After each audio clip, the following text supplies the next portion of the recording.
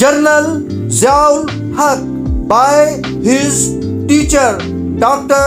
Ishtiaq Hussain Qureshi.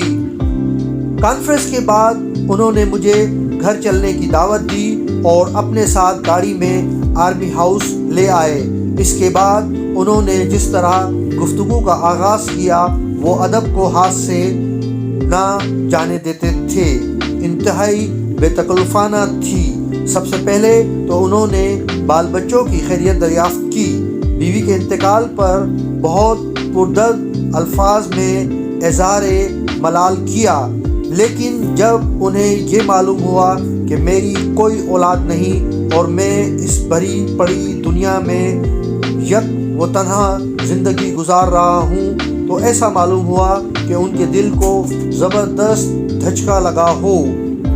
کئی second ساکت و صامت بیٹھے رہے، پھر بہت غمناک لہجے میں دریافت کیا کہ اس صورت میں وقت کس طرح گزرتا ہوگا.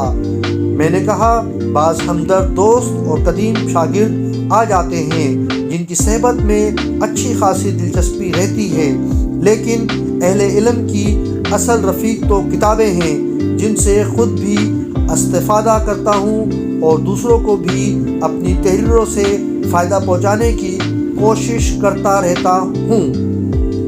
اس کے بعد انہوں نے سینٹ اسٹیفن کالج کی زندگی، وہاں کے مخصوص حالات، روایات اور دلچسپیوں کا ذکر چھیڑ دیا، جس سے ہم دونوں ہی اس دنیا میں پہنچ گئے جس کی اب صرف یادیں ہی باقی رہ گئی ہیں. دہلی میں یوں تو کئی کالج تھے، لیکن شہرت صرف 2 ہی کو حاصل تھی. ایک قدیم عربک کالج جس میں برصغیر کے بعض اکابر نے تعلیم حاصل کی، اور دوسرے چرچ مشن کا سینٹ اسٹیفن.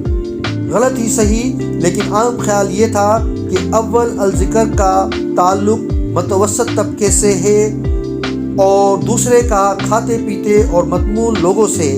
مگر حقیقت یہ تھی کہ عربی کالج کو مسلمان اپنا دارالعلوم سمجھتے تھے اور سینٹ اسٹیفن کو انگریزوں کا. دروازے تو دونوں کالجوں کے بلا تخصیص سب پر کھلے تھے، لیکن ہمارے کالج میں اکثریت ہندو طلباء کی تھی. اس کے بعد عیسائی تھے اور مادوے چند مسلمان. تعداد محدود ہونے کی وجہ سے داخلہ خاصا مشکل تھا اور مسلمانوں کے صرف وہی لڑکے لیے جاتے تھے جو یا تو اپنی تعلیمی استعداد میں نمایاں ہوں یا پھر کسی بااثر گھرانے سے تعلق رکھتے ہوں. ضیاء کو اعلیٰ نمبروں کے حصول پر داخلہ ملا تھا. وہ ایک اچھے طالب علم تھے مگر کارکردگی میں کوئی نمایاں حیثیت نہ رکھتے تھے. استاد کو عموماً 2 ہی قسم کے طلبہ تادیر یاد رہتے ہیں. ایک تو وہ جو ذہین ہوں اور کلاس میں سب سے آگے رہیں یا کھیل اور تقاریر میں ناموری حاصل کریں. دوسرے جو شرارت اور بد نظمی میں پیش یا بالکل ہی کو دن ہوں.